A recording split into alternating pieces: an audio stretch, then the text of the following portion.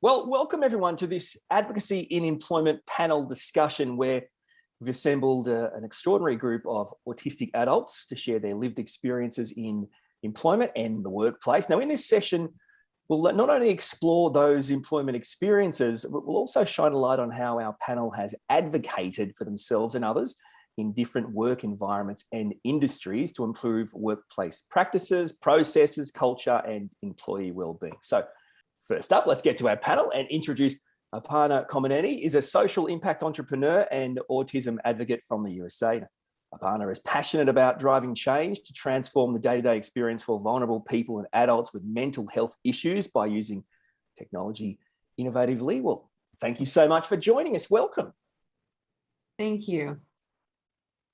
Awesome O'Connor is executive editor at the Be Your Best Academy, a psychotherapist and diversity advisor at Untapped, based in Melbourne, Australia. Autumn is also founder of a psychosocial group for Autistic's Aspie Rebels. Welcome, Autumn.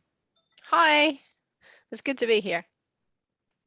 Beth Radulski is the first openly autistic autism researcher at La Trobe University's Olga Tennyson Autism Research Centre in Melbourne, Australia. She's also founder of Advocate Neurodiversity. Beth works with schools, universities, businesses, alongside individuals and families to promote neurodiversity acceptance and accessibility. Hey, thank you for joining us, Beth.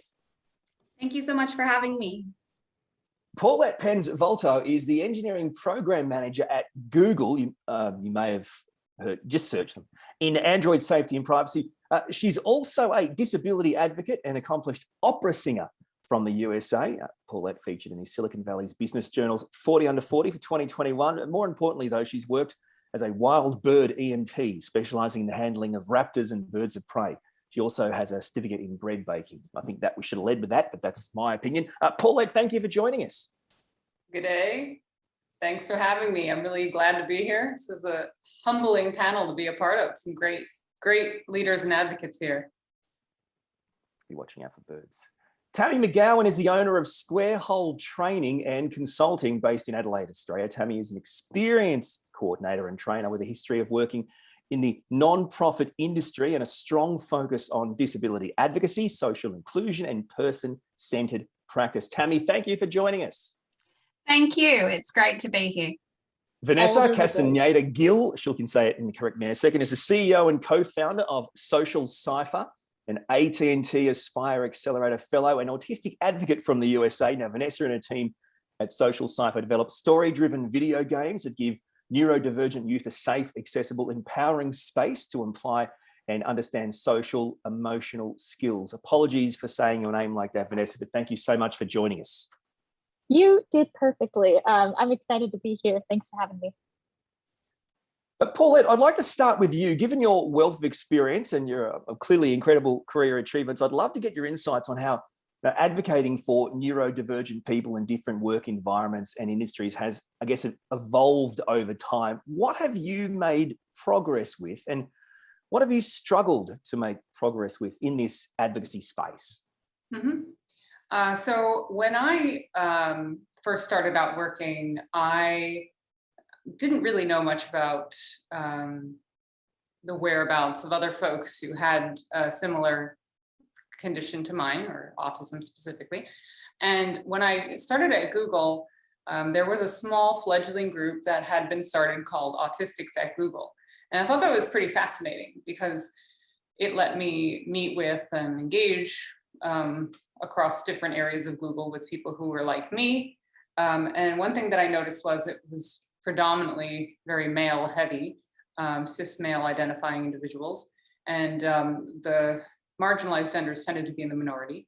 So I started a group which is now called Autistic at Google for marginalized genders, so that we could effectively, connect, organize, and work together.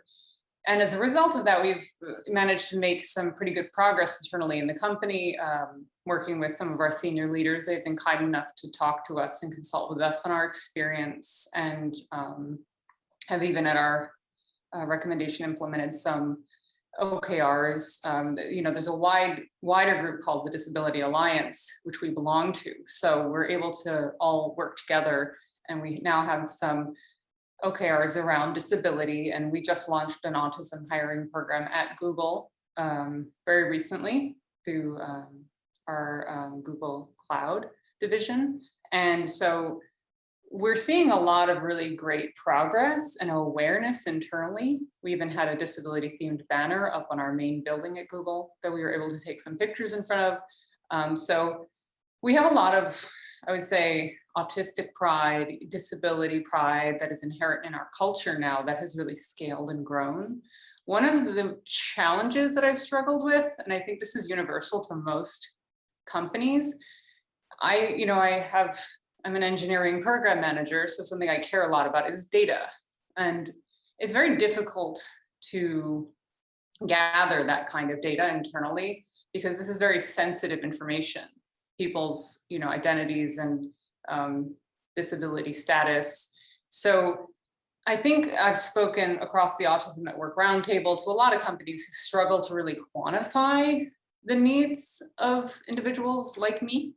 And that is something I would love to see more of done, but I think there are some big challenges there, and short of being a legal scholar myself, I'm not exactly certain how we might get around some of those. And I think many of us at many of these companies are a little bit stumped there as well. So that, to me, I mean, we're able to evaluate, and we have some anecdotal evidence and things and some internal surveys, but like largely, I think there could be a lot more done to help people in a more rigorous and quantitative way. And some universities are able to point to studies and things like that. But thus far, that's not something we've been able to solve. So yeah, thanks for asking. Yeah, and for those watching, I hope you can understand and acknowledge the sheer ridiculousness of this panel. It's dawning on me now, but it's just an extraordinary people. I apologise for being a part of this, but thank you, Paulette. You are amazing. Tammy, I'd love to pick your brains. Could you talk us through the core objectives of your business, Square Hole Training and Consulting? I guess I'd love to know also the historical employment practices that obviously drove that fire inside you to change those potentially limiting practices for autistic people. Sure. The idea for the Square Hole name came from an old saying about you can't fit a square peg in a round hole. And I think that many of us who are neurodivergent have experienced being that square peg and not feeling like we fit anywhere, and trying to squeeze ourselves into different shapes and trying to hide who we are and camouflage ourselves, particularly in the workplace, to be smaller, to be quieter, to be less talkative, to be more careful about interrupting our colleagues. All of these minor social faux pas that other people seem to automatically know about that can trip us up from the recruitment process onwards. And I decided that we needed to create some different shapes, some different holes to fit everyone. And so that was the premise, was that I want to create safe spaces for workers, for employers, and for co-workers and colleagues to be able to talk about neurodivergence, talk about disability, break down the stereotypes, and start seeing people as individuals rather than seeing all of us as being completely generic.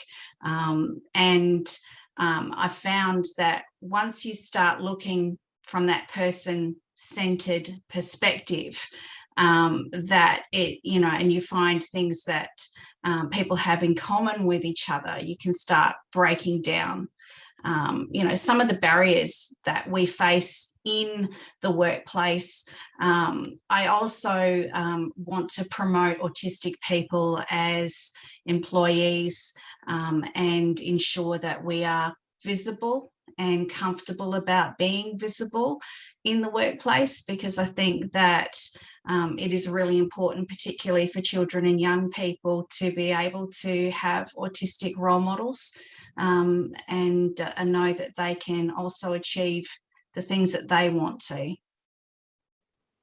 They just need to watch this and they'll be fine with role models. I think my personal experience is very kind of interesting with what you say. It resonates with me. Now I think about it, I can never get past second interviews. The first interview seems to impress people, but the second interview, I'm not sure, like back in the day when I applied to work casually at like the Apple stores and stuff, they'd always love me, but the second interview, it always went bad. And I did it a couple of times, never got past the second interview. It's very interesting the way you talk about it. I also like to point out, I prefer the term terminator, but I've been told I'm the moderator, not the terminator. So I just want to make sure that everyone is comfortable to jump in at any point. If you have a quick little point you'd like to make or something resonated, please just don't put your hand up, just start jumping in and talking, and I'll be quiet. So it is a panel discussion.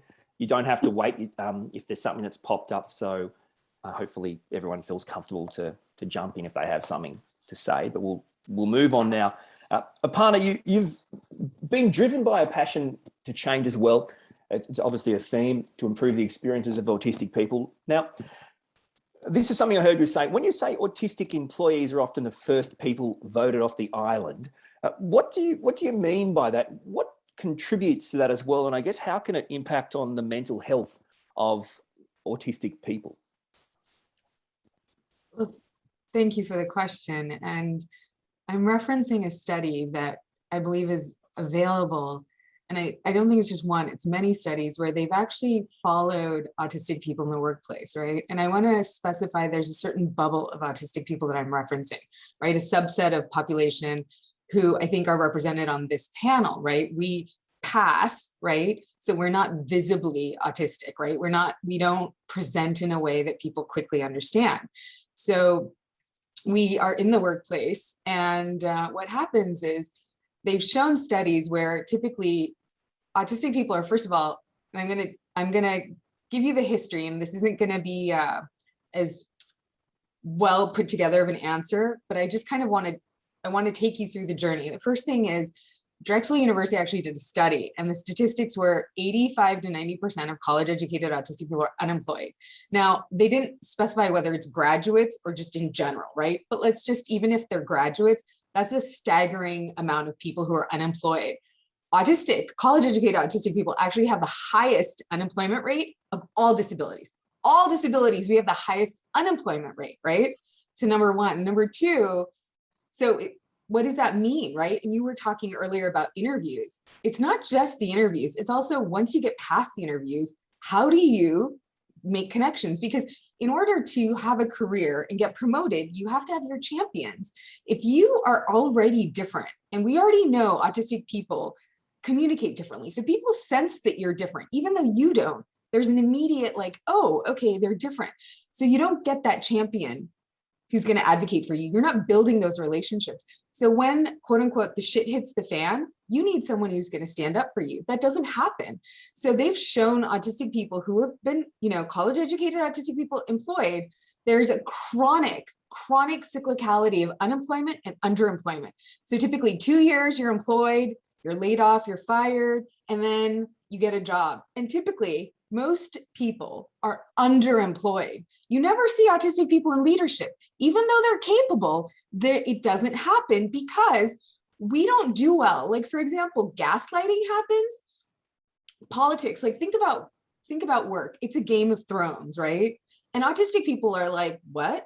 When the emperor wears no clothes, we're not saying emperor, your clothes are magnificent. We're like, yo, sup, dude is nude. What's going on? But you can't do that in the workplace. You have to be like, oh, emperor, your clothes are magnificent, right? When you're gaslit in a meeting, and like, let's say meeting one, you're told X, Y, and Z, and you go to that meeting and you're prepared, and then they gaslight you. We're like, what's going on here? Whereas, other people are like rolling with it. The moment you gaslight me is the moment I can't trust you, right? And so you have to have trust in order to survive and thrive.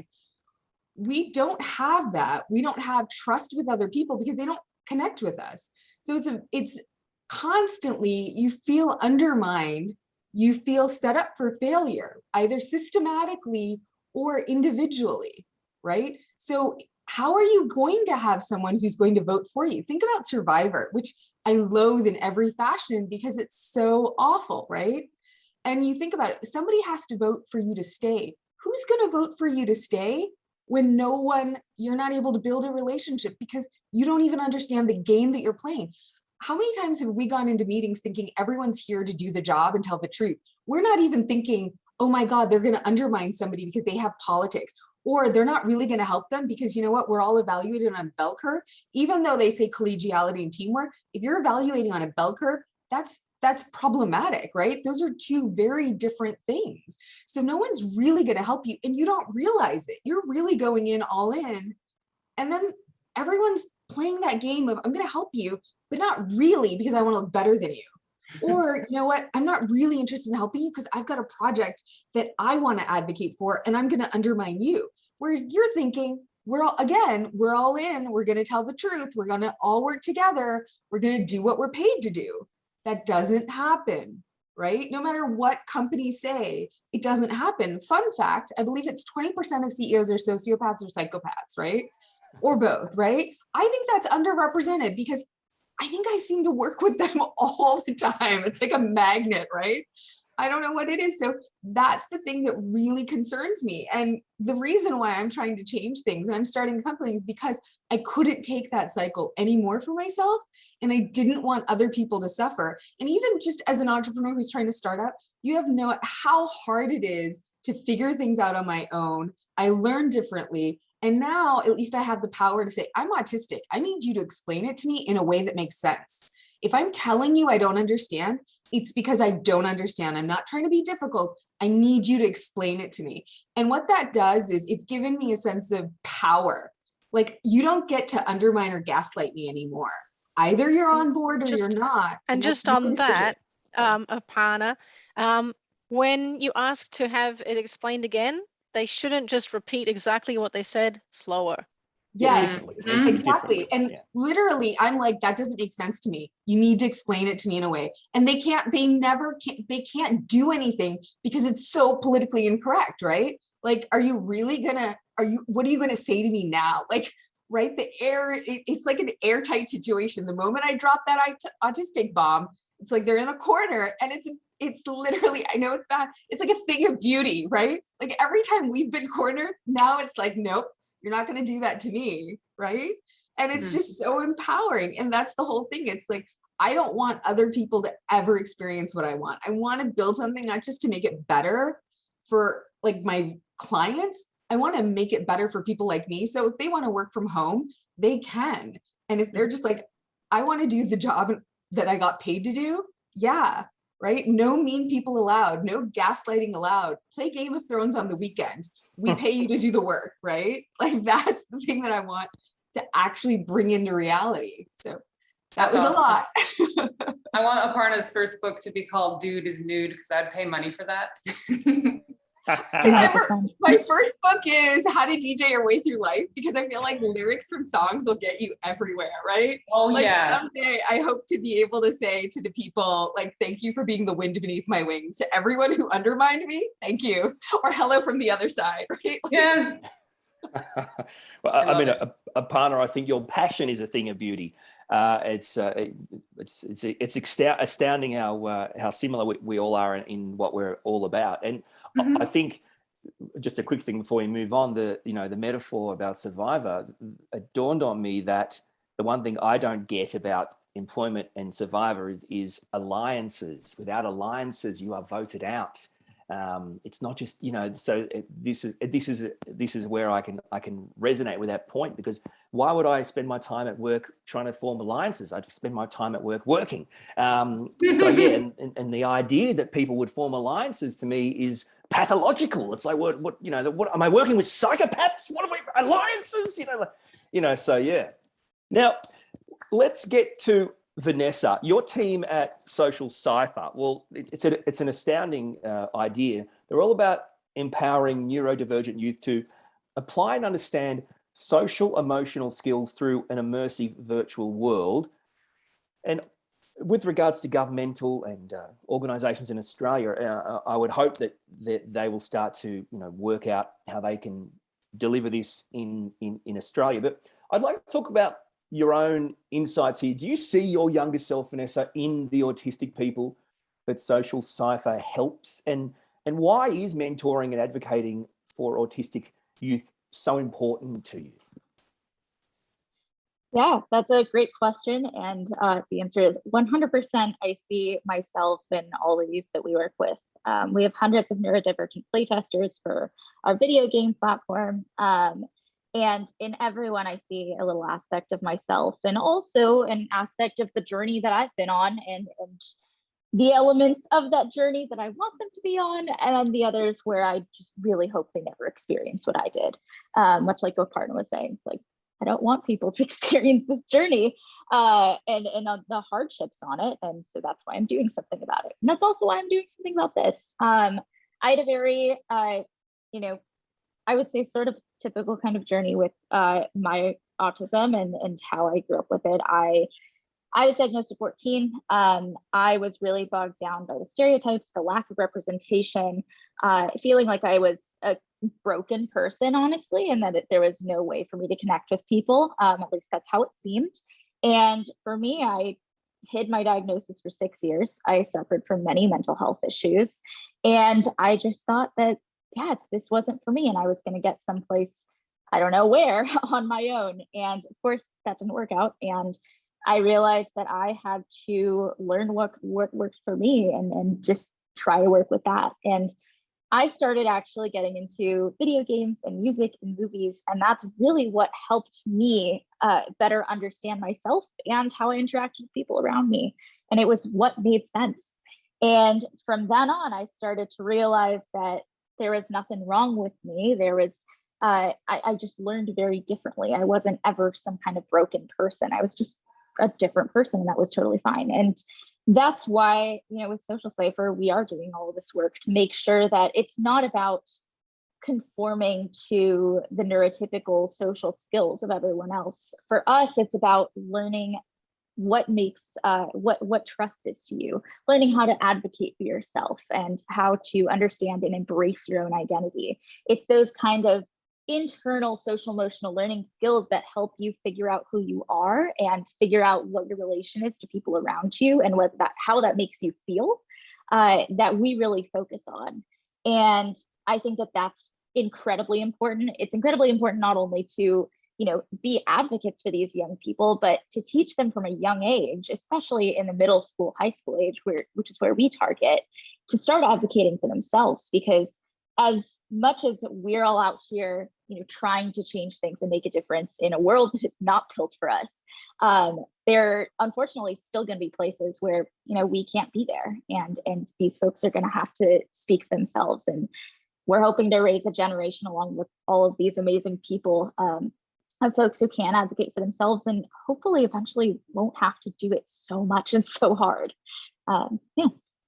And I think what's really important is, you know, for organizations, corporations, companies, business people, their teams, their workforces, their future comes from in Australia, what we call as high school, secondary school.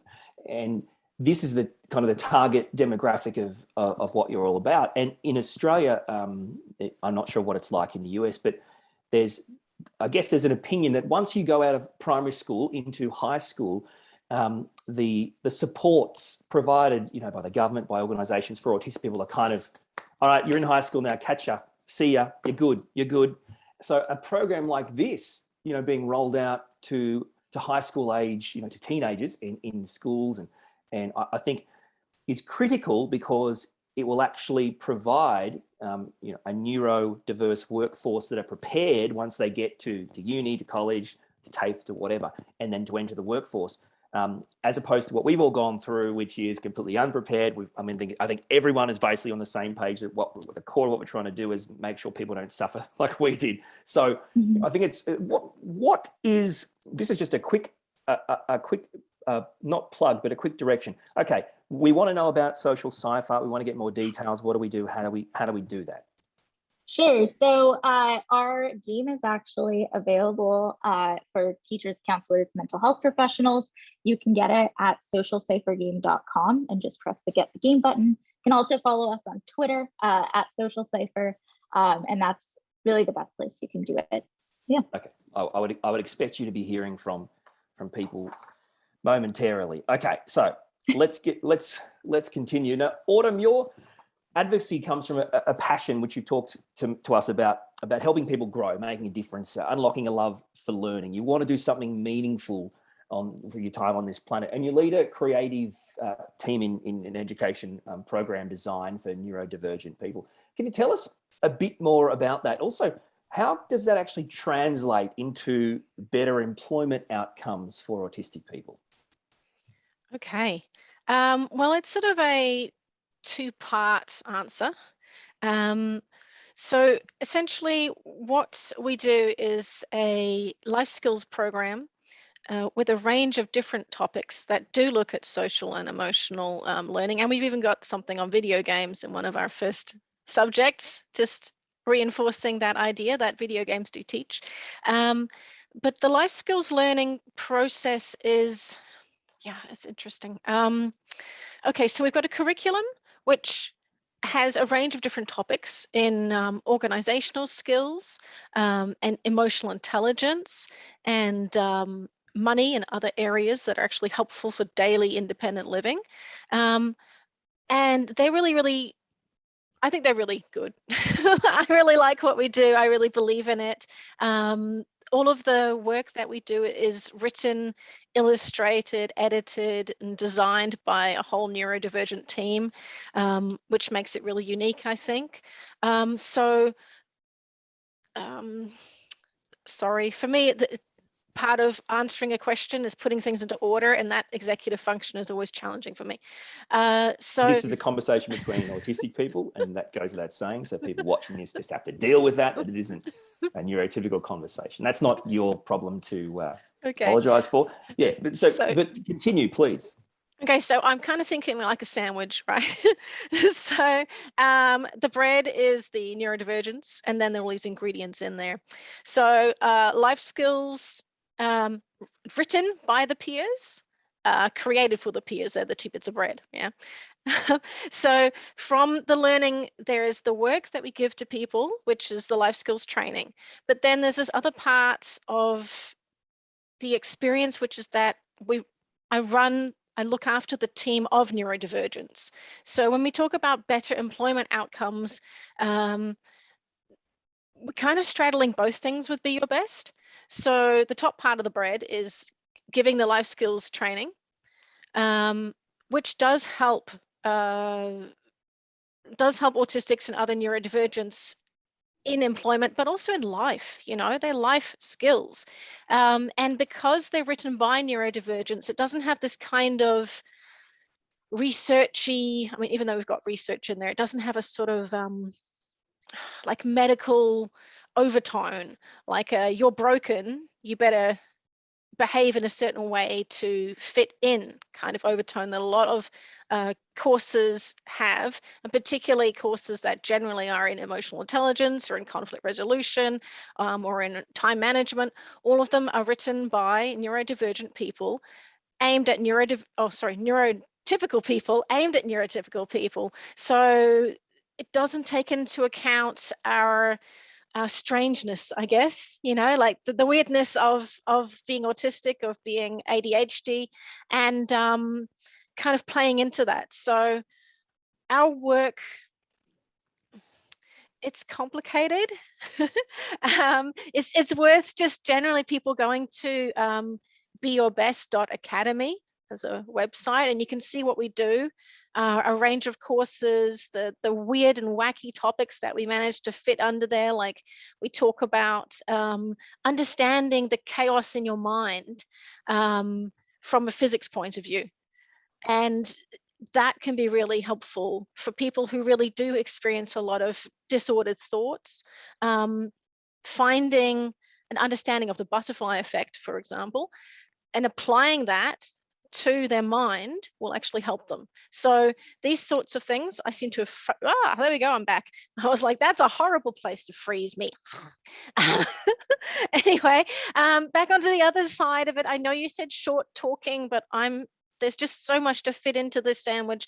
The other side of it is the team themselves. So we have a neurodivergent team, and that, well, it's good employment outcomes because they've got employment.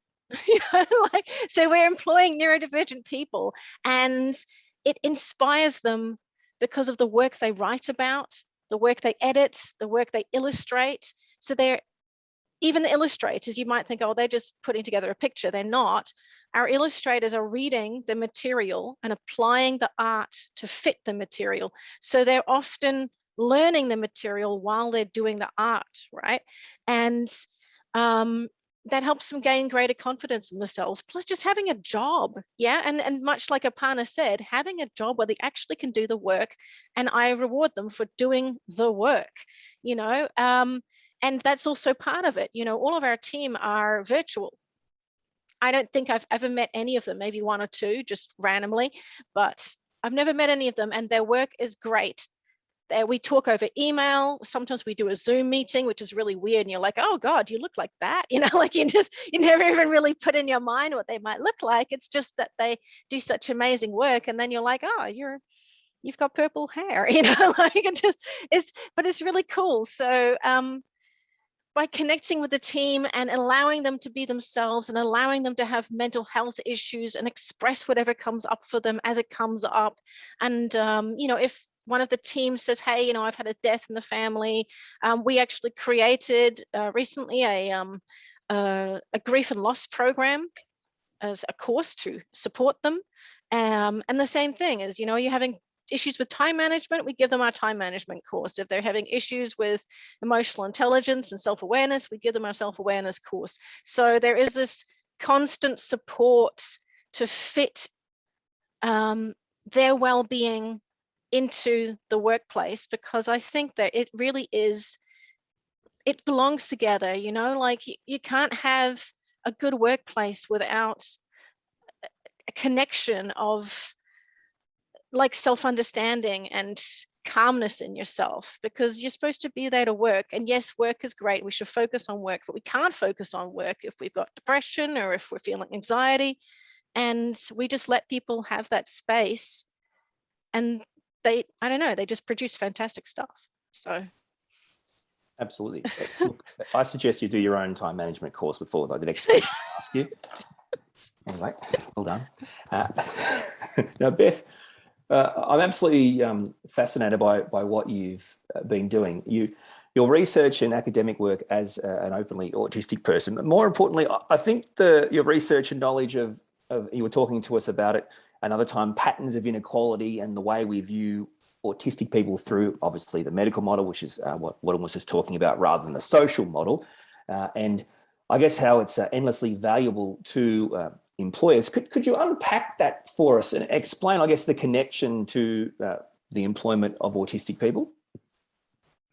Yeah, absolutely. So I'm a sociologist by trade, so I'm particularly interested in how our culture and society can shape lived experience for autistic people, and also, of course, professional and educational experiences.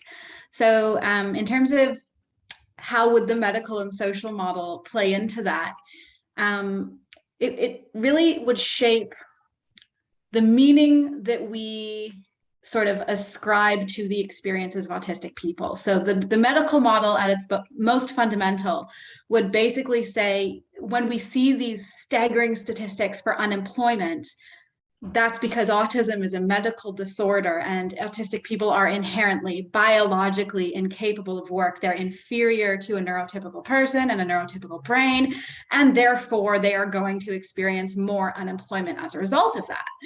As a sociologist, I'm really interested in kind of questioning and problematizing that over-reliance on sort of individualism to explain these patterns of inequality that we see for autistic people.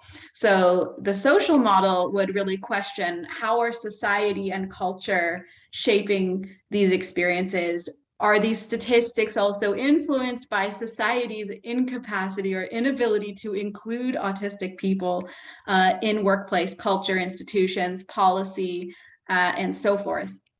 So I think when we begin to question where are these unemployment numbers coming from, we start to see, you know, these patterns of inequality aren't unique to autism. They aren't unique to disability. They have happened throughout history and are still happening today in many other very intersectional ways. So one of the things Paulette mentioned earlier was gender inequality even within the autistic community, of this over-reliance on a stereotype of a sort of cis, white, straight, male autistic person.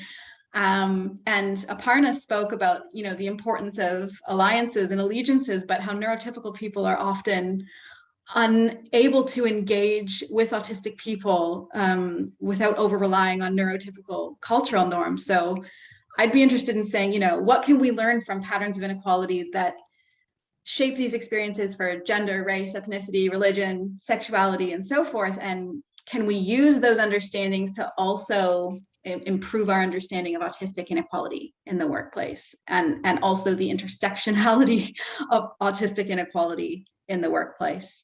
So I hope that answers that question.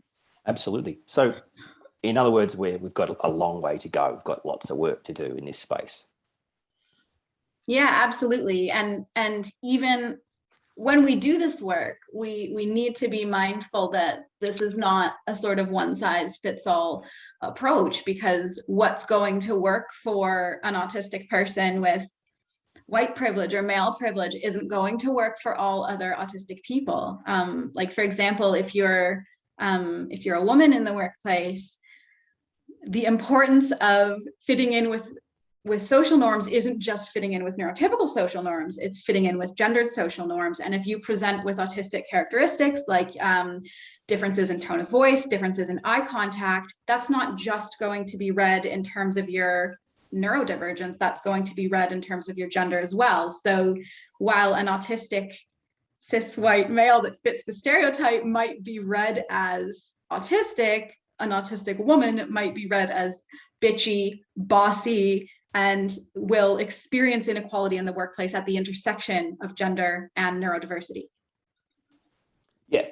Okay. And God, Beth, so much to digest, mate. That's some really great thoughts and ideas, and I guess that's what's the value of these types of discussions. And Tammy, it's something that I've found is definitely a thing for me, and I think it's important to talk about the debate around disclosure and employment outcomes.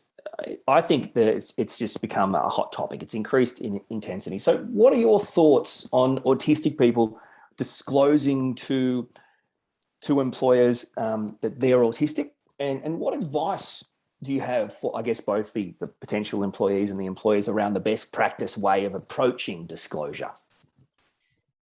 I think Beth just gave me a great segue into this, which was talking about intersectionality and how we're all different. But to that in a moment. Firstly, on disclosure, I think that there is a concept that has been building that autistic people mask, that we hide who we are, and that it's perceived as being manipulative or hiding our true selves, like, boo, here I really am, when we talk about our differences. But I think that employers and colleagues need to understand the history behind why we are more careful about the way that we behave in social settings and workplaces, and that it comes from usually a place of trauma, from experiencing negative feedback for being ourselves, from when we were very little and being told to be like everyone else, except we really had no idea how to do that. Disclosure is a wonderful thing, and it's a really empowering thing, which was talked about, previously, about being able to embrace your identity and have a positive self-view. But you have to be safe to be able to do that. You need to know that when you disclose, you're not going to get all of that negative feedback. And I have been authentically myself in my last 3 workplaces, and I've had a range of responses and a whole lot of minimizing, discounting, judgment, people treating me differently after they found out that I was autistic, based on stereotypes. And so I think that it's really important for employers to create that safe environment from their recruitment practices onwards to say we welcome diversity, we welcome intersectionality, we welcome everybody, and to create that safe space for us to be able to talk. Another myth is that we only have to disclose once. It's an ongoing practice for us of choosing, depending on how long we're going to be working with someone or interacting with them, whether we need to let them know or not, and whether it's going to be a positive thing for us to share that information. So it's a really interesting topic, but it is about creating that safety. And like Autumn, I also use food analogies to describe autism. I think that stereotype of we're all homogenous, we're all the same. We are either, we're either Rain Man or we're Sheldon Cooper or Amy Farrah Fowler. There's no in between people. You have intellectual disabilities or you're gifted. You're supposed to be an expert at something. And, we're not supposed to make eye contact, and all these stereotypes that have come from the media and from lack of input from autistic adults about how we are all individuals. And so for me, I see autism as a pizza base. So that's the base. We all have the base. We all met the criteria to meet the diagnosis of autism. That's our base. But we all have our own individual toppings. We have maybe other disabilities like dyslexia, ADHD, we may have anxiety, we may have giftedness, we may have intellectual disability, we might have come from a lower socioeconomic background, or we might have had a lot of education. We all have our own childhood experiences and our personalities, and all of these wonderful things make the toppings. So you're not going to have two pizzas that are the same.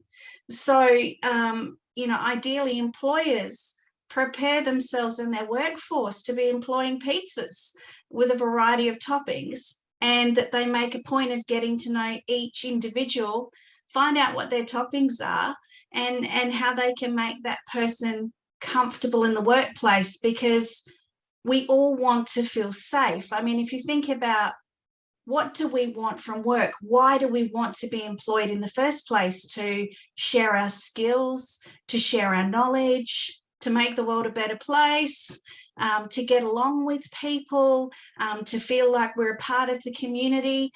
Whether you are neurodivergent or, not autistic or neurotypical, we all want the same things. And so if workplaces can keep that at the front of their mind, that we're not trying to be the oil in the water, we really do just want to work, and we want you to support us to be the best for you, to get the best outcomes from us. I think that's a great place to start. Absolutely, I agree. And I think it's really important for employers to understand it's one thing for someone to openly disclose in an interview or to an employer of their disability, but it's another thing for the employer to understand. But then once they start their job, they're going to be working with all these people, and we're not just going to put out some sort of group memo. So it's a constant battle, and I think employers have to understand and acknowledge in addition to doing your job as an autistic person, you're also walking a minefield of every single person you come in contact with, going, well, you can't talk to me like that, or you can't act like that, or, and, oh, sorry, and it's like you're apologizing for being yourself.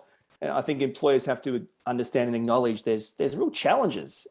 There is. And also I think that the onus is always on the neurodivergent person to educate everyone around them about their disabilities, particularly if they have hidden disabilities, so other people don't detect it on site. I don't have a giant A printed on my forehead for them.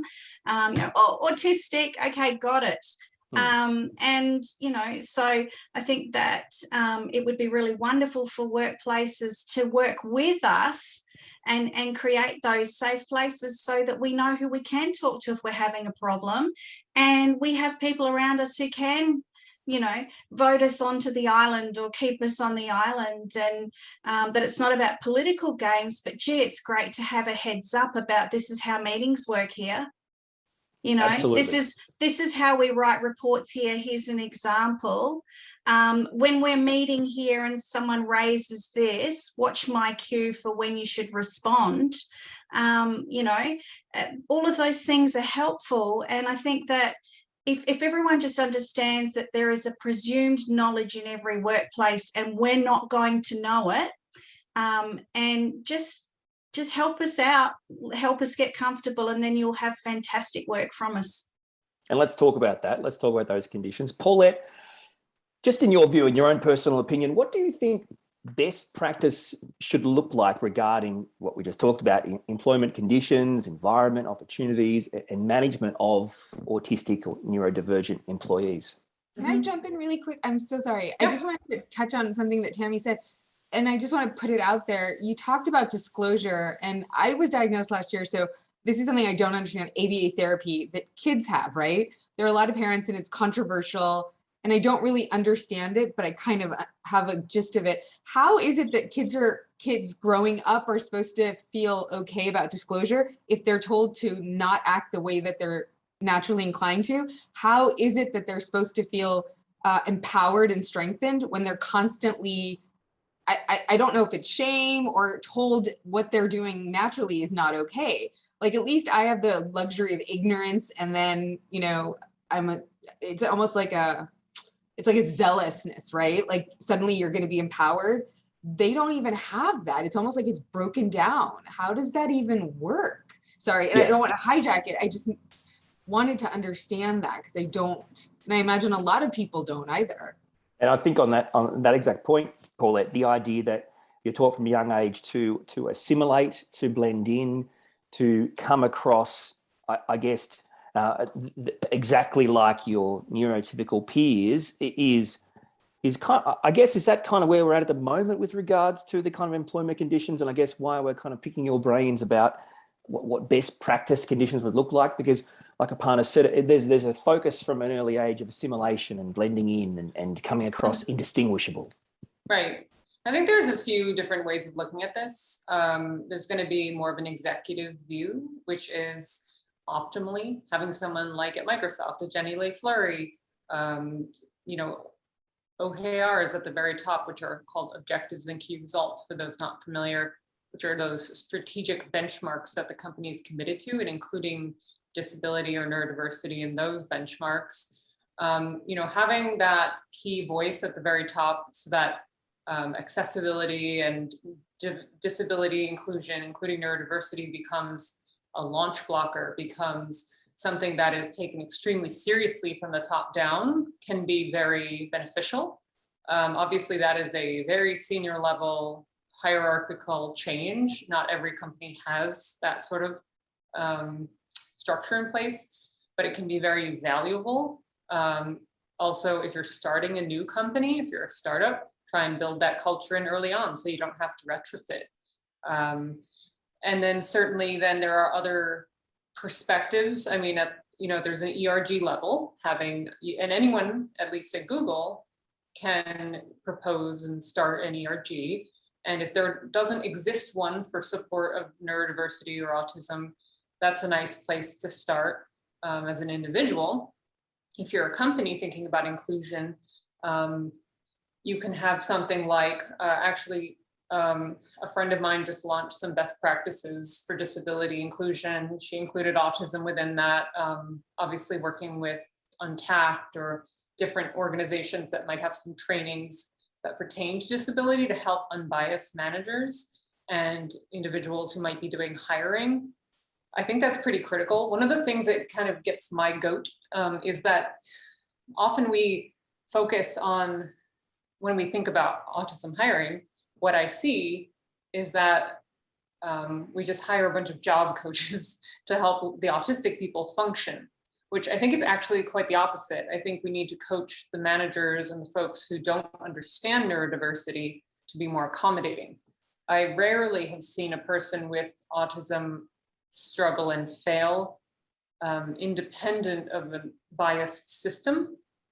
So I think that that is something that should really be considered, is the model of how we're approaching support, whether it is a paternalistic view or if it is an empowerment view where we say we want to equalize the playing field, we want to hire individuals who are different and also give them a supportive environment where they can excel and feel comfortable. And lastly, I guess one of the critical elements for me of feeling like I belong is seeing, like, if you see it, you can be it. There are individuals who have of late come forward and shared a diagnosis, leading with weakness, being vulnerable. If you see that from the top down, if you're in a position of management, it's not required that you disclose. But if you're one-on-one in an employment situation, I mean, actually, it is helpful if you do, because that lends a sense of, if you see it, you can be it to the work that your employees are doing, or even just speaking about autism and disability and inclusion, including that in like company offsites and things like that, making sure that folks know where to go if they need support, and really holding people accountable for building an inclusive environment. Regardless if there's a person who discloses their disability, I am a fan of cross-disability advocacy and ensuring that we have embedded in all of our systems equity around, and neurodiversity, at least in my space, because we're in Silicon Valley, tends to be very heavy. So being vulnerable, sharing even just a little bit about someone's background. I just, some of my best management relationships are when folks have said, you know, I have a partner who has autism and I get it, versus like, oh, my child has autism and like, they're not as autistic, or you're not as autistic as they are. There are different ways of disclosing your allyship. Sometimes it's the most helpful if you say, you know, when I was a kid, I struggled to read, like, because I had a learning disability. That, you don't have to be autistic, but something like that makes it feel like it's okay for me to ask questions and stumble and fall and get back up again. So there are systemic things you can do, there are organic things you could do, and there are things you can do as an individual with autism to create that sense of community and safety at a company. And I think at Google, we've tried to do all three. I hope we're doing a good job. I obviously don't speak for the company officially, but I'm happy with our group. I think that it's a fantastic and safe place to go, and we have some amazing leaders who really step forward. Yeah. But how would you react? How would you react, Paulette, if I said, look, you know, not everyone's Google. Like, I'm just a company. I'm just a business. I'm just a small, I mean, you know, like, we can't all be Google and, you know, help people, autistic people. Like, how do you react to, I guess, you know, standard run-of-the-mill companies and businesses, you know, that are all over the world that think maybe only the Googles have the time, money, effort, resources to be able to do this kind of stuff? What's just your reaction to something, a thought like that?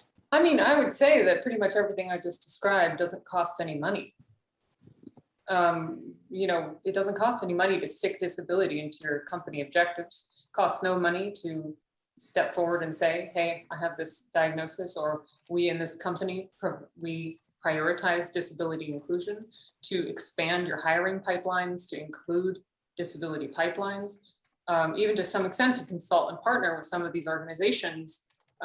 There might be some amount of costs associated with those partnerships, but I do know a lot of individuals who are willing to consult on an early stage basis and provide resources. And there are a lot of free resources out there. So yeah, and I agree with you. I'm just mentioning it because I think people can use that as an excuse. And I think they can. It's not just because we are Google. We, you know, honestly, we were a little bit behind the curve, and we knew that. We look to some of the best companies are like, I don't know, like Ultranauts. They're doing a fantastic job. It's not a massive company, but man, have they come out with some really innovative and wonderful ways to be inclusive of neurodiversity, and they've really shown their value. And it doesn't have to be a huge company to have a great culture. 100%. I also think, just to follow up on that, the point isn't that it costs money to be neurodiverse friendly or disability. All we're saying is say what you mean what you say, right? If you have the bandwidth to allocate to the Game of Thrones and the Emperor Wears No Clothes, you have the resources to actually make sure that you say what you mean what you say, and invest in training. right? Absolutely. That's a lot cheaper than Game of Thrones. Anecdotally, I will say that my boyfriend is running a startup right now, and he has a position for an engineer, entry level, front end. If anyone's interested, let me know. But he made sure to let me know about that, and I managed to share that within a bunch of access computing networks and other disability networks to ensure there was like equitable hiring opportunity. And we're sharing that around other diversity categories as well. So even if you're a company of 4 or of 40,000, just tweaking those like buckets that you're reaching out to, et cetera, doesn't really cost money. And you can actually find some pretty spectacular talent out there. There is a question. Can I just jump onto that, Paulette? I think that the point about the talent is a really big one. And sort of also harking back to what Aparna said about the unemployment and underemployment rates. The underemployment rate is the interesting one. That was me before I got this job. Incredibly qualified, incredibly able, but can't get a job. And that's what, like, even just our artist that we found, who's also doing something at the Autism Work Summit, so you can check that out. He's so amazingly talented and could never find work. And now he's just shining. And the amount of writers that we have that have PhDs, it's insane. Master's degrees, they've never been able to get a job. And here they're producing amazing work, researched, brilliant, talented people. And this is within the creative space, which is often underexplored in terms of neurodivergent, but there are a lot of neurodivergent people who are very talented in creative arts areas. But yeah, there's so many talented people. And from a making money point of view, which most businesses are into, if you've got someone who's incredibly talented and incredibly qualified, and you give them a job and they actually want to just work, they don't want to have a discussion at the water cooler, they don't want to make alliances, they just want to work, you'll actually get so much more productivity out of them. And I guess the flip side, which I think we might have to explore a bit later, is also the burnout. You don't want to get them to get into burnout and mental health issues. But that they will produce so much more in the 7.5 to 8 hours work than an average person would.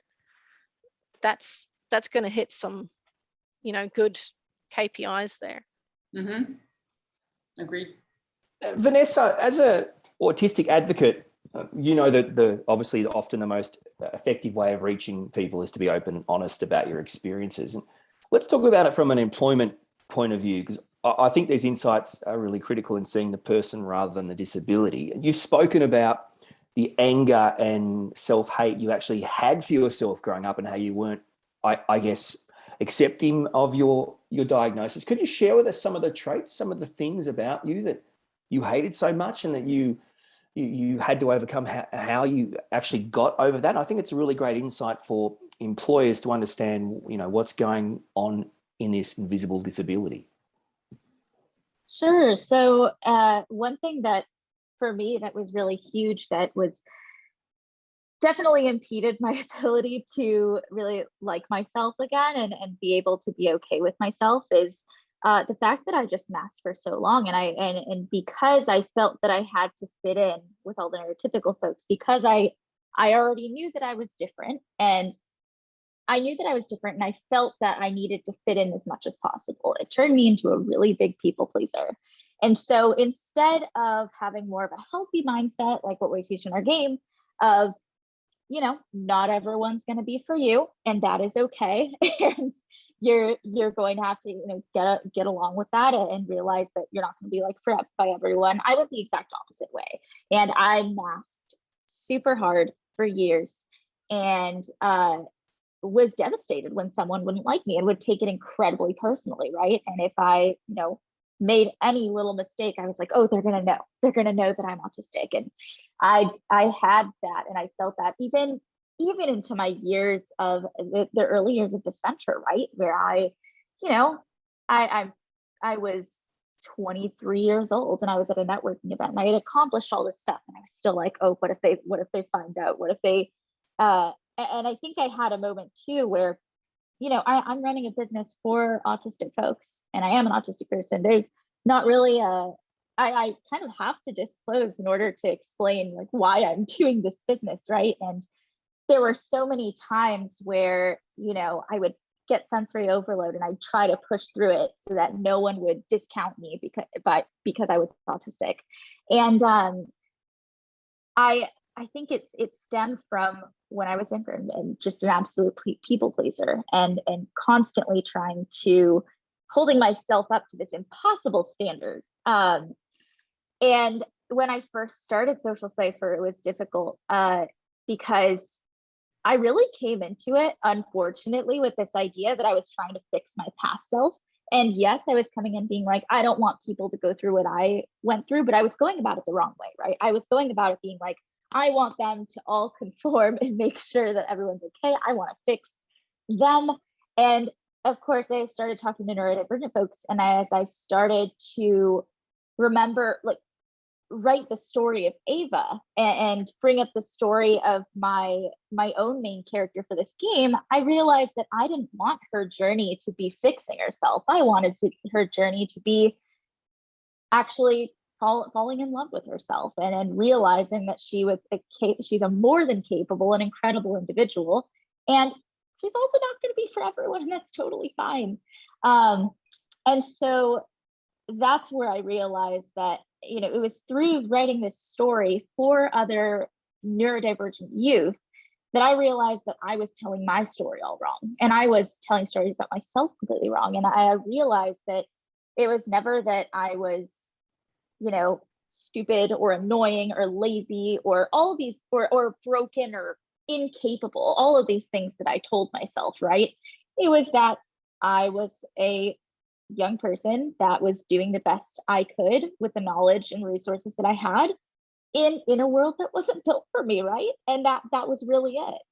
And I think that explaining that to people and helping people understand that, and helping youth understand that especially too, that like you don't have to have all the answers and you're not going to, and you're going to make mistakes, and here's a place to fail and it'll be okay. And hoping that that translates into real life so that they're not so hard on themselves, because we're human and we're going to fail. We're going to, you know, act in a different way. Showing them that that's okay.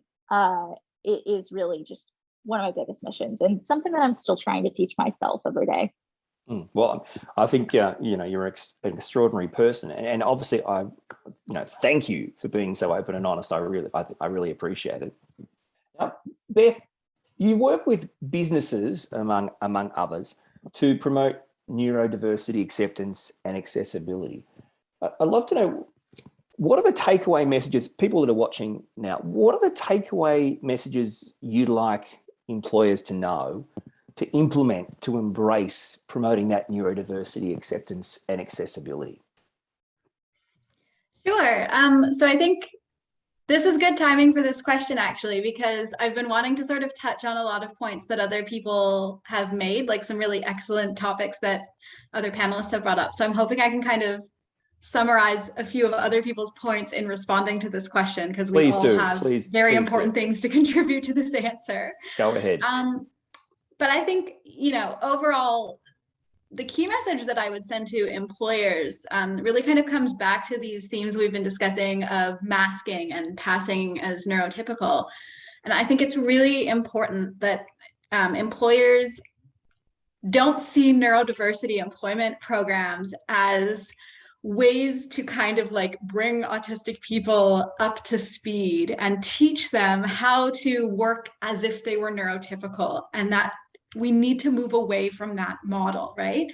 So, you know, I spoke a bit earlier about the medical model and this idea that, you know, autistic brains are broken, they're medically disordered, I suppose. So, you know, when we think about that in the context of assimilation, we think of, you know, here's the neurotypical brain, here's the spectrum of disordered brains. The spectrum of disordered brains needs to get as close as possible to neurotypical to function effectively. You know, we've seen that pattern before. That's not unique to autism. We've seen that with gender, sexuality, race, ethnicity, religion, this idea of assimilation being the way forward. We know that that's not the way forward because it's deeply problematic.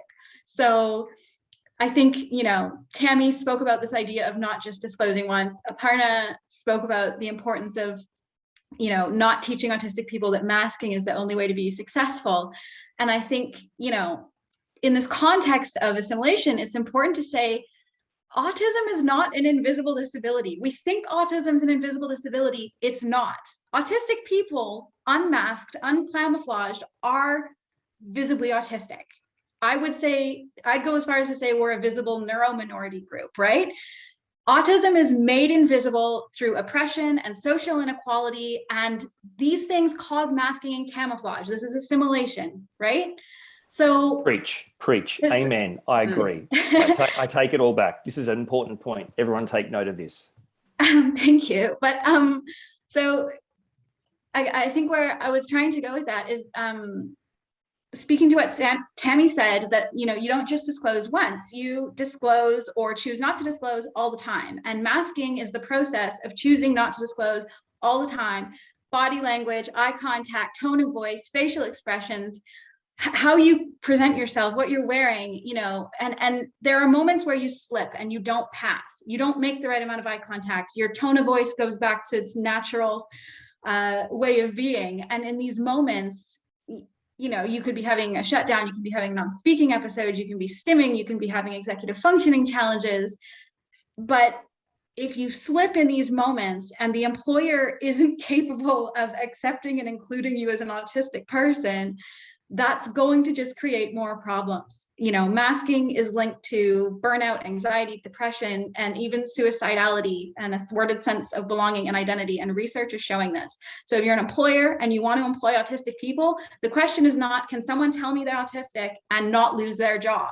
The question is, can they be autistic? Can they exist as an openly, visibly autistic person in that space without experiencing discrimination, like overt discrimination?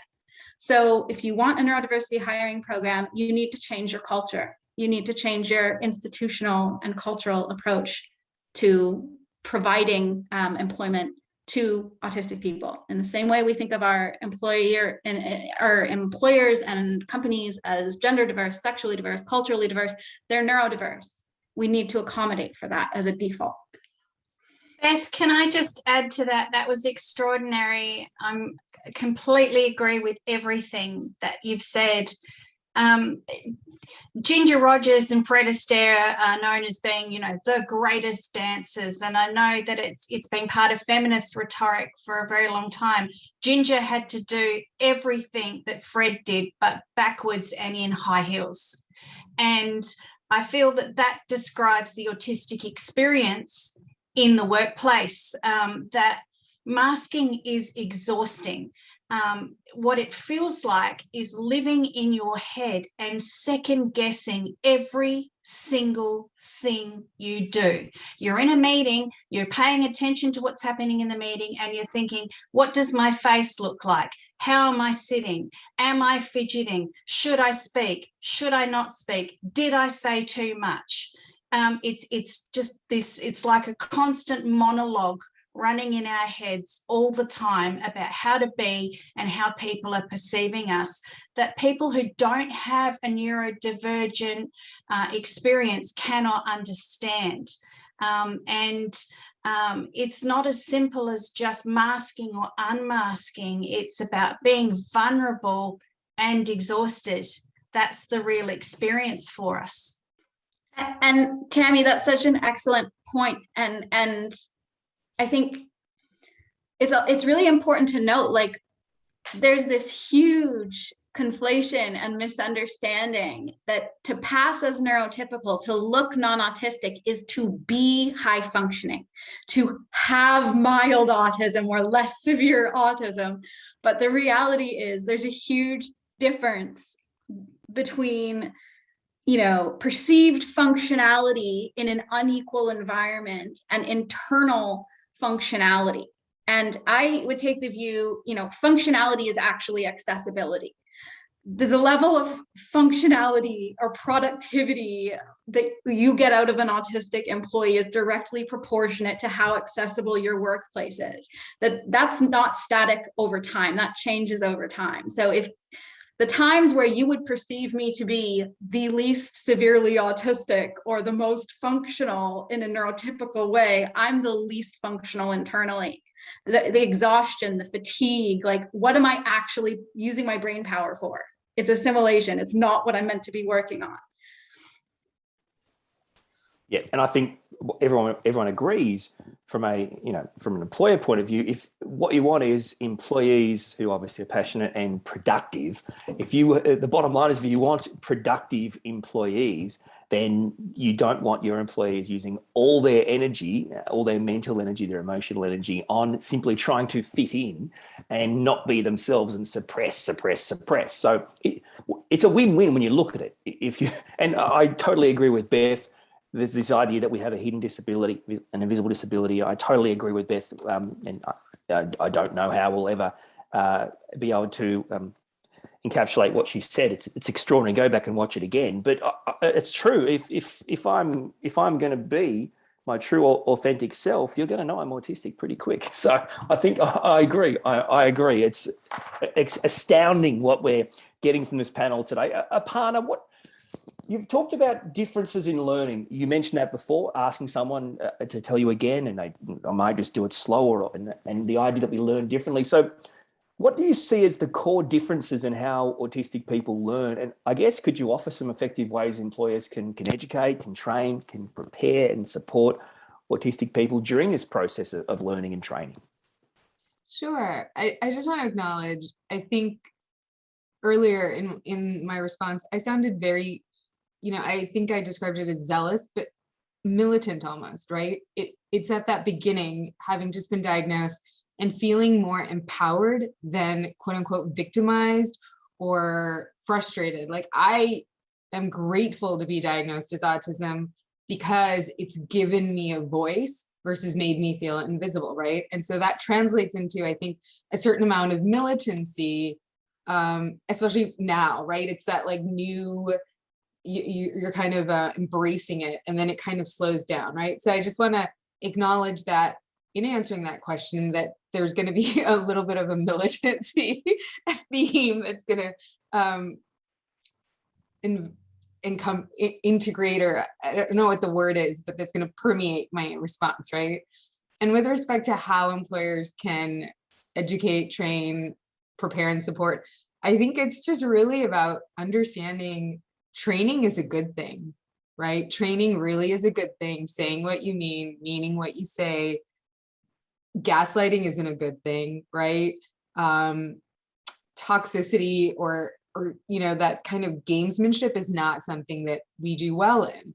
And it's really about being able to go, okay, do I want an employee that's going to be loyal and work really hard, right? How important is that to me? And to answer that question, because, for example, when we think about how people give responses, it's like, hey, can you do this, right? And what is that? Oh, it's really simple. Just, take a look, you'll figure it out. Okay, I'll do that, right? But when I come back to you with questions, don't be annoyed or don't be, frustrated. Answer the question. Don't say things like, well, it's really obvious. I don't know why you're asking me the question, right?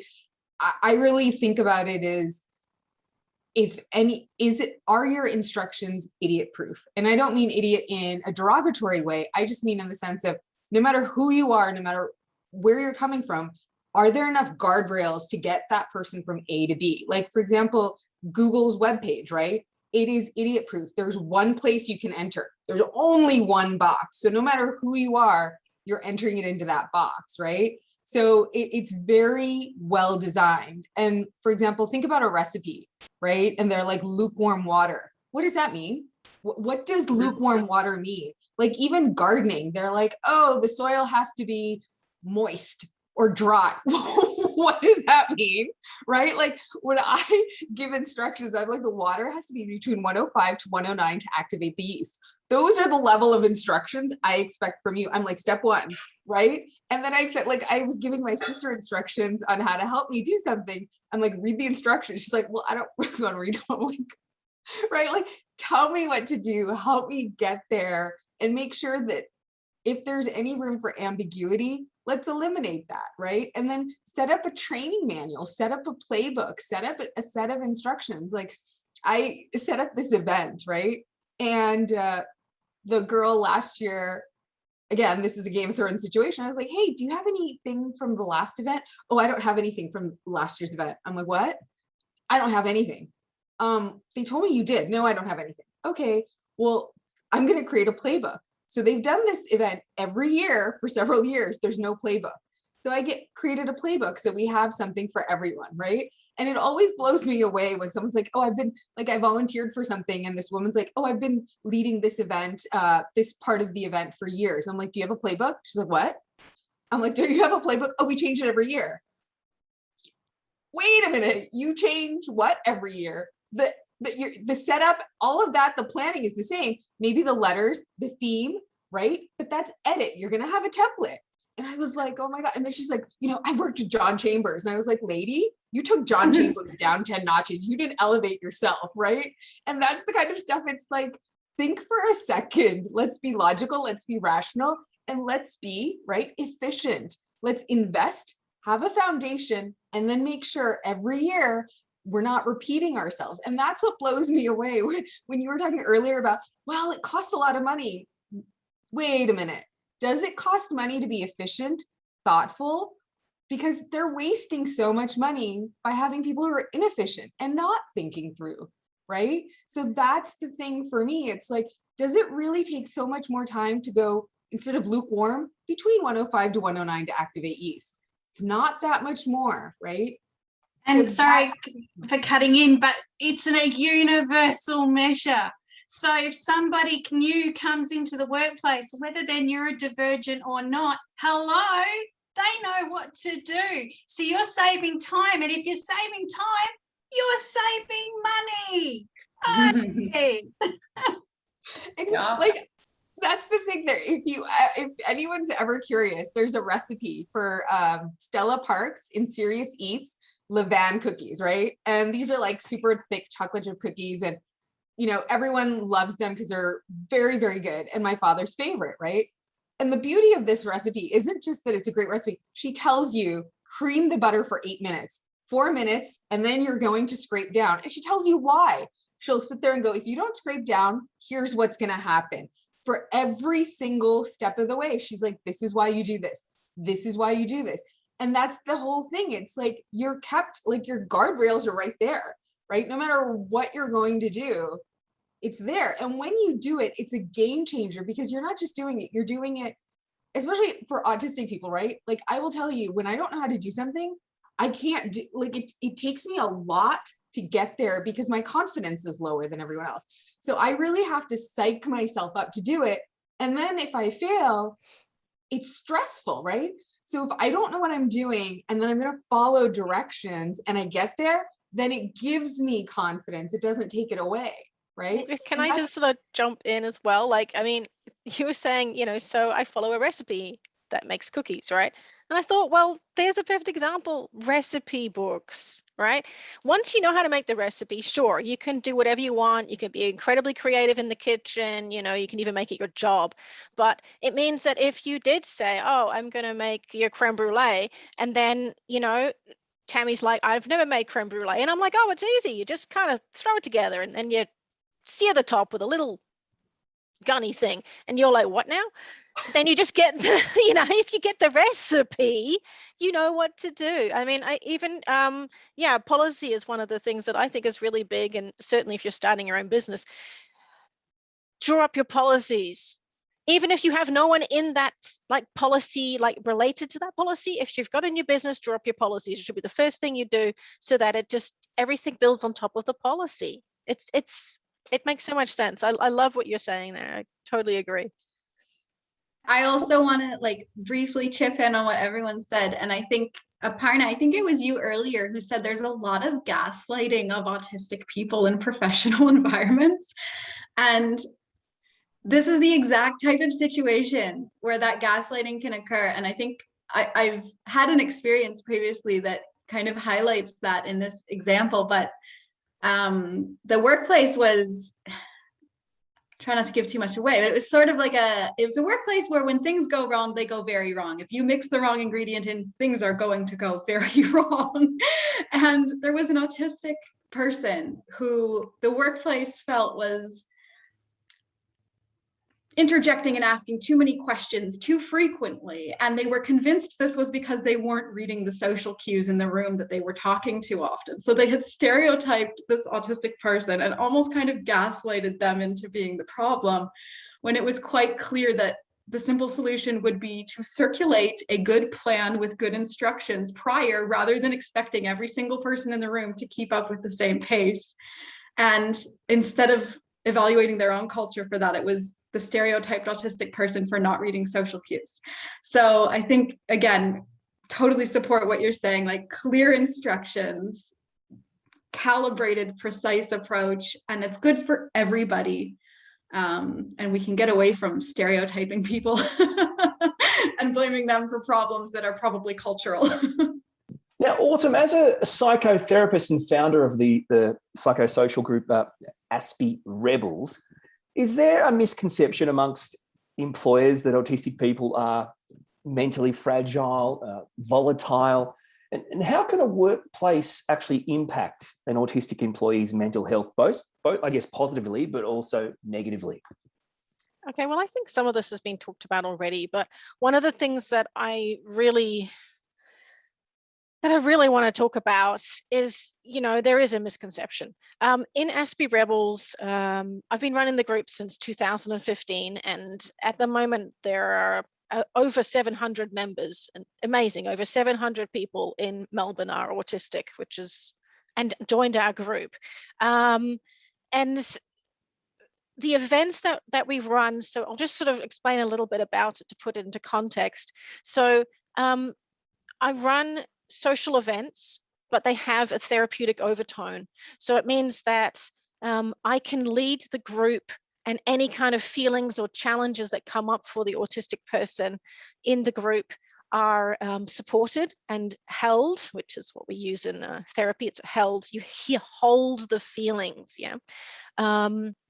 So it means that we could be going to the zoo, but that's sort of like the misdirect, yeah? We go to the zoo, we look at animals, and while we're there, we can talk about sadness, we can talk about loneliness, we can talk about suicide, we can talk about relationships and challenges. So it actually gives this beautiful delivery system to share our like genuine feelings, and then I help unpack it with the group. So because we're doing that sort of thing, you'd think, oh, well, what kind of discussions are being had? Well, the types of discussions that are being had are really thoughtful and really reflective and really genuine. So I think we've mentioned, Aparna, I think might have mentioned about high functioning, or maybe that was Beth, about the misconception of high functioning. And I think we kind of need to sort of tease that out, that just because someone appears to be functioning more like they're neurotypical, I think we overlook the fact that they might have difficulties in other areas. So I don't even know exactly how to put this, but so a person might need to self-coach themselves to get dressed in the morning, to follow a certain routine. And if you were to see that, you'd think, oh, they're not very functioning. But then they come to work and they present really confidently, and they wear the right clothes and they say the right things, and therefore they then look like they're very confident. So in terms of the people in the group, we have people who appear high functioning, people who have the diagnosis of high functioning. We've also got people who have the diagnosis of not so high functioning. But even amongst the variation and color of all these different autistics, the types of reflection they have about themselves and their experience are so profound. And I think that's something we really need to take back, whether we're looking about life or in the workplace, or even at university or school. We're all human. There is this beautiful quote, I think from Terence, that says, I am human and nothing human is alien to me. And that's how I sort of approach psychotherapy and the therapeutic practice, because it's, we're all different variations, different flavors of human being, and even amongst it, different flavors of autistic, or as we had that pizza analogy is a really good one. So when we look at them and say, are they more mentally fragile or are they volatile? Well, no, not really, not any more than any other person. And in a workplace, I think what really needs to be done in a workplace is, as was mentioned earlier, we shouldn't necessarily focus all on fixing that autistic person and giving them a coach and helping them fit in, but support the whole environment. I mean, you've given me a huge massively barreled question here. So the employee's mental health, yes, you can support it positively. And the best way to do that, I think, is what we do in Be Your Best, is that we accept and encourage vulnerability. We allow people to put up their hand and say, I'm feeling depressed, I can't work. Or I've got terrible anxiety, I don't know what to do. And I myself in the leadership role also present that to my team as well. So if I'm feeling particularly bad or challenged, then I do present that as well, because I think it's important to show that genuineness. But then from the negative, so that's positive, to encourage that. From a negative point of view, if you're working really hard and you're focused on the work, you can just have issues like hyper-focus and forget to eat lunch. It happens to me a lot. So that's then I think what employers do is they say, oh yeah, well, I'm going to tell them, the autistic person, that they have to have lunch. Well, that's missing the point. It's about supporting them in the space to be in that space of autistic hyper-focus, madness, or whatever it is going on for you, that space. And if a person is working very hard, overwork is very common, burnout is very common, but all of that can again sort of feeds back into the fact that a lot of autistic people are traumatized, do have a lot of pain, do have a lot of sadness, and do reflect on it deeply, but often aren't given the space to reflect deeply. So I think if a workplace had to do something, maybe it would be helpful to have something like a stitch and bitch, which is one of my friends created. The idea that you meet together and you just vent. So you knit and then you vent. And something that wouldn't necessarily be translated into the workplace so that people can take it the wrong way or misinterpret what you're doing with that, or like make you feel like somehow it has a negative effect on your particular job. But just have a place to come and share authentically what's going on for you, but in, again, a therapeutic, creative way, or in an activity, team building kind of way. I think that could be really, really beneficial. And then just keep reinforcing the idea that they don't have to be 20 million times better than the average person. And I need to keep reminding myself of this too. My biggest problem is overwork, because I'm passionate about what I do. I really believe in what I do and I want it to achieve. So I work often too much, don't take breaks. My normal working week is, I think, 37.5 hours. And on an average week, I do somewhere between 50 and 70, just because I'm so focused. And I know that's not healthy. So I think if we can just keep bringing it back to reinforce this idea about supporting the person in where they're at, that hopefully we can bridge some of the challenges there. It's a really big question. You've left me with a really hard question. Hopefully others can contribute a little bit with their thoughts. I think, Autumn, that one of the things that I see the most in workplaces is that people are worried about doing or saying the wrong thing, and they're worried about seeing someone have an emotional escalation, which, in our community, we often refer to that as a shutdown or a meltdown. and they're worried about how to cope, how they'll cope, how they support people. And I think that if we can reassure employers and colleagues and ourselves that everybody has good days and bad days. We're all affected by the environment that we're in any given day, that our functioning levels fluctuate. If you think about your co-workers who are not neurodivergent, who, had someone honking the horn at them right before they got to work, or they're late because they couldn't get a park, and how stressed they are, and they're fumbling for the pen, and, they forgot that they've got this meeting in 5 minutes, and they're not judged on that based on a diagnosis.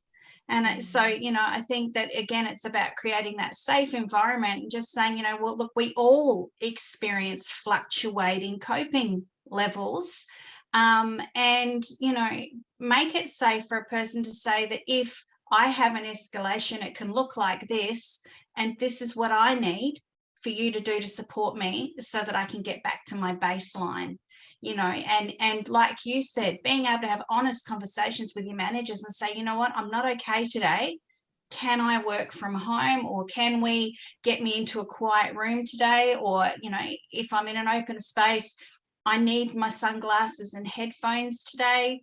But, just adapting, because, workplaces should be fluid and they should respond to fluctuations for every employee, whether they have a sick child, or they, just not feeling well, or for us, we're overstimulated.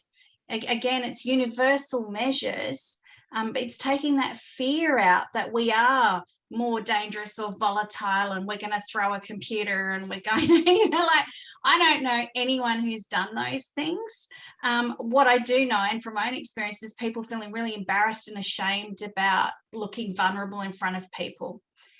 During anxiety moments. On that as well, Tammy, the few times I have been around in sort of disability situations where that's the job, where autistics, or particularly autistics actually, rather than other neurodivergents, get overwhelmed, and they get aggressive. They're not actually getting aggressive to the extent that one might think they're getting aggressive. So I think in most people's minds, when they're most neurotypicals' minds, when they think of an autistic getting aggressive, they're thinking of, knifey, maybe psycho. Yeah. And it's not. It's just that, I've got angry before, and when I get angry, but I get angry and I need to move, and I jump around, and it's very, because even just active, the emotion anger is very active. It has movement. You need to move to get rid of it. But the difference is, Autumn, that when we experience that, it's called behaviors. And when people who are not disabled experience that, it's called having a moment.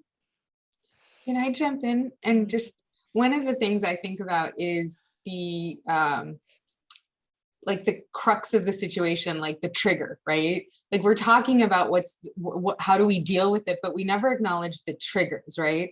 So for example, Harvard Business Review and all these people said open workspaces were great. Well, they did a complete U-turn and they said this was horrible. They realize it now, right? But employers haven't caught on to that. And for me, I didn't know how, I really struggled for a long time. And now I realize, oh my God, that's what I needed, right? And I get that they're like, you have to put headphones on. I didn't realize how, the idea of putting headphones on used to just frustrate me. I never understood why. Now I realize, autistic people have sensory issues. I didn't know that, right? And so the idea of me having to wear headphones and still have those movements is frustrating. The idea of hot desking, I hated it with a passion, right? Just give me a place to sit so I can sit quietly and close the door. I don't want to wear headphones, right? It's not, I don't think, a very big ask, right?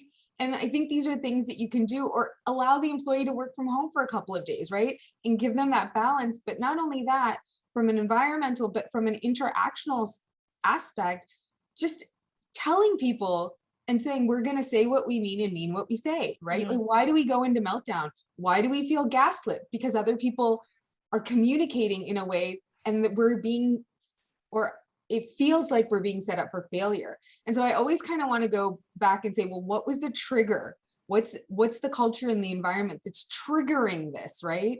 Because we're reacting to a trigger. And that's the thing, it's if you guys actually had a good workplace environment, you wouldn't be spending a lot of money on your employees' mental health. And now they're showing it's not just neurodiverse. Neurotypical people are having massive issues in the workplace, right? And they're not cleaning up the culture, they're just paying for it on the other end, which makes no sense. And it boggles my mind how they're able to justify some of this when it's like, if you just cleaned up your corporate culture, what would happen, right? It's kind of like walking into a place and the ergonomics are bad, and then you find out later on their costs for like, what's it called, orthopedics for employee healthcare are really high. How does that work? Like, nobody did the math. Like, who's sleeping with the interior decorator on this one, right? Like, really, right? Let's just call it. And that's the thing. You can please edit that. That is the thing, right? Like, who thought that this was okay and why? And that's the thing that just blows my mind. Well, that was an absolutely unbelievable discussion, and we've run out of time. I'm certain you guys have changed the lives of many people. I can't even believe what we've just accomplished. This is probably the best discussion I've ever had on this topic. So thank you so much for your time and honesty. Paulette, thank you for joining us. My pleasure. Thank you for having me. So great to see everybody on the call. Excited for the work we're all going to continue to do together. Vanessa, best of luck with Social Cipher. Hopefully we have it over here in schools very soon. And thank you for your time as well. Thank you so much for having me. And it's been an honor and a pleasure to be on with all of these absolute neurodivergent badasses doing this work out here. I'm excited to see what we all do. Beth, thank you so much for your insights. You had some extraordinary insights, and I think we've all learned so much. So thank you very much for your time today. Thank you so much for having me, and thanks to everyone else. I learned a lot from what everybody had to say today. Aparna, it was astounding, your passion. I love your passion. I have a passion crush on you. So thank you so much for your time today. I just want to say, first of all, thank you, Andrew, for including me. Thank you, Orion, for the opportunity. And thank you, ladies. Is that still politically correct? I don't know. But thank you for just making my day so much brighter. It was an absolute pleasure to be part of this with the likes of you. And just, yeah, I'm flattered to be included in such an illustrious group, honestly. Thank you. Tammy, your insights have been phenomenal in the employment space. So I hope you've enjoyed this, and thank you so much for your time too. Thank you. I have enjoyed it. It's an honour to be part of the group. And Autumn, thank you so much for your amazing insights. Absolutely fascinating. We really appreciate your time on the panel today too. Thank you so much for having me, Orion, and everyone else. There were so many wonderful things that we discussed, and I hope we can do something like this again soon. It was astoundingly great. So that is the end of this particular discussion. So goodbye. Thanks for joining us, and hopefully you can join us on our next session very soon.